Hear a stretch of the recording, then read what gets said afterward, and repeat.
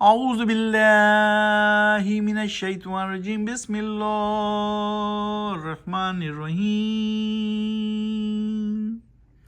وَأَمَّا الْقَاسِطُونَ فَكَانُوا لِجَهَنَّمَ حَطَبًا وَأَن لَّوِ اسْتَقَامُوا عَلَى الطَّرِيقَةِ لَأَسْقَيْنَاهُم مَّاءً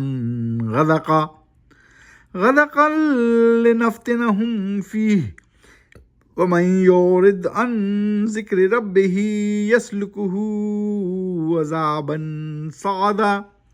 ابھی آپ کے سامنے آیت نمبر 15، 16 اور 17 کی تلاوت کی گئی۔ سورت وہی ہے سورہ جن، پارہ وہی ہے 29واں پارہ تبارک الذی، 29واں پارہ 72ویں سورت سورہ جن۔ آج ہم کریں گے 15 سے لے کر 21 تک کی تلاوت اور اس کا ترجمہ بھی پڑھیں گے۔ وَأَمَّا الْقَاسِطُونَ فَكَانُوا لِجَهَنَّمَ حَطَبًا، اور یقیناً وہ جنہوں نے بے انصافی کی، حق کا انکار کیا، تو وہ بن گئے جہنم کا ایندھن، یعنی جہنم میں جھونک دیا گیا تو جہنم کا ایندھن بن گئے۔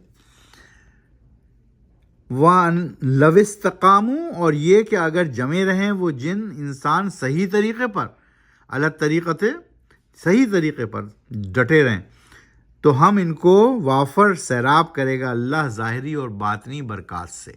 تو اس کا مطلب ہے ان کو اس کا اجر دیا جائے گا۔ لِنَفْتِنَهُمْ فِيهِ، تاکہ کریں ہم ان کی آزمائش اس طرح، اور جو پھیرے گا منہ رب سے، رب کے ذکر سے، وَمَن يُعْرِضْ عَن ذِكْرِ، جو پھیرے گا منہ اللہ کے ذکر سے، اللہ کی بندگی سے، تو کیا ہوگا؟ يَسْلُكُهُ عَذَابًا صَعَدًا، تو مبتلا ہو جائے گا وہ عذابًا صَعَدًا، المناک سزا میں، جو کہ مسلسل بڑھتی رہنے والی سزا ہے۔ صَعَدًا وَأَنَّ الْمَسَاجِدَ لِلَّهِ فَلَا تَدْعُوا مَعَ اللَّهِ أَحَدًا، اور یقیناً مسجدیں اللہ کے لیے ہیں، اس لیے نہیں پکارو ان میں اللہ کے ساتھ کسی کو، اور اس کا کسی کو شریک نہ بنانا۔ تو اس کو شریک بنا کر کسی کو پکارنا اللہ تعالیٰ سے انکار ہے، یعنی آپ نے شرک کر دیا، تو شرک سب سے بڑا گناہ ہے۔ وَأَنَّهُ لَمَّا قَامَ عَبْدُ اللَّهِ يَدْعُوهُ كَادُوا يَكُونُونَ عَلَيْهِ لِبَدًا، اور یہ کہ جب کھڑا ہوا وہ بندہ محمد صلی اللہ علیہ وآلہ وسلم اللہ کا، اس کی پکار اللہ کی بندگی کے لیے، تو تیار رہتے ہیں وہ اس پر ٹوٹ پڑنے کے لیے۔ تو جب اللہ سبحانہ و تعالیٰ کا پیغام دیا، حضرت محمد صلی اللہ علیہ وسلم نے اس کی اللہ کی بندگی کا پیغام دیا، تو وہ اس پر ٹوٹ پڑنے کے لیے تیار ہو گئے۔ قُلْ إِنَّمَا أَدْعُو رَبِّي وَلَا أُشْرِكُ بِهِ أَحَدًا، کہہ دیجئے اے نبی صلی اللہ علیہ وآلہ وسلم، یقیناً میں پکارتا ہوں اپنے رب کو اور نہیں بناتا ہوں میں شریک اس کے ساتھ کسی اور کو۔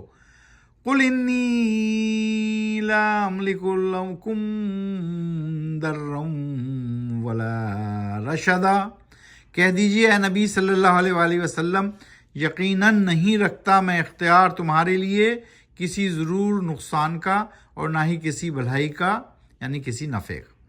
تو اس طرح آج ہم نے 21 تک کی تلاوت کی۔ آج ہم کوئکلی پاروں کے نام دہرا لیتے ہیں۔ اس وقت ہم 29ویں پارے میں ہیں اور قرآن شریف میں کل 30 پارے ہیں۔